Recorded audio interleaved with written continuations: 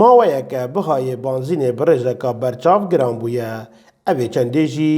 کاریگەری کردە سەر ژین و ژیارە وڵاتیان تایبەتی تەخا هەژار و کێم دەرامەت نەخاسمە لە ڕوویە هاتنوچوون و گەهاندنێ هەر ئەف چەندەژی بوویە ئەگەرێ گرانبوونا بهایە تەکسیان و هوێن گەهاندنێ li bajêrê Akrê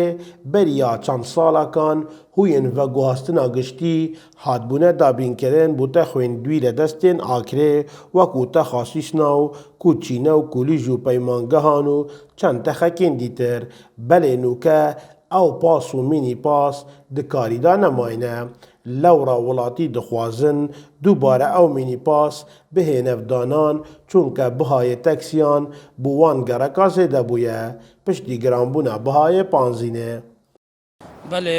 راستی گل گرانبونا بهای پانزین راستی اوریگریه که زور دیتا سرحولاتی هتا درست کردن چونکه اگر هاتو حکومت بوما پاسو کوستر و او دابین کردن بو خلکی دیتا نخواست ما گره که دیر یه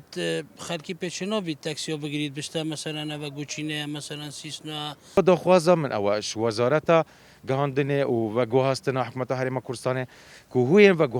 و گوهاستنا گشتی چه بشداری کردن دگل کرده تایبت چه وکو وزارت کمکا پاسو منی پاسانت نافبرا گرکین آکری و نافبرا باجار آکری سنتر باجاری ادگل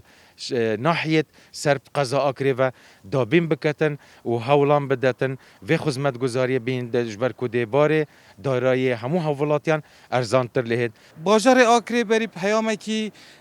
پاس هبون خلق پیتاتو چو او نخواستما اوین کم درآمد نوکه اف پاسا نماینه چونکه پانزین ارزان بو خلق تاکسیات دو چو و بهای تاکسیال باجار آکری ارزان بو اجا از باش بینم که پاس بهنه دانان بو چند گرکین آکری دا اف قیرانه آنکو گران بینا بهای پانزین سر حوالاتیان نکد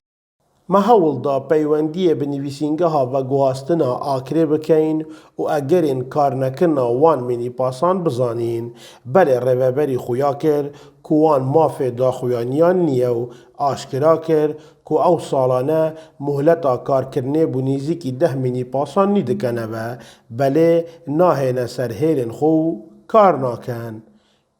Diyar jî kir ew dê dîvçûna vî babetî kin û hewildin dubare ew mînîpas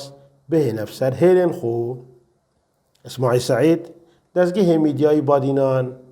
Akrê.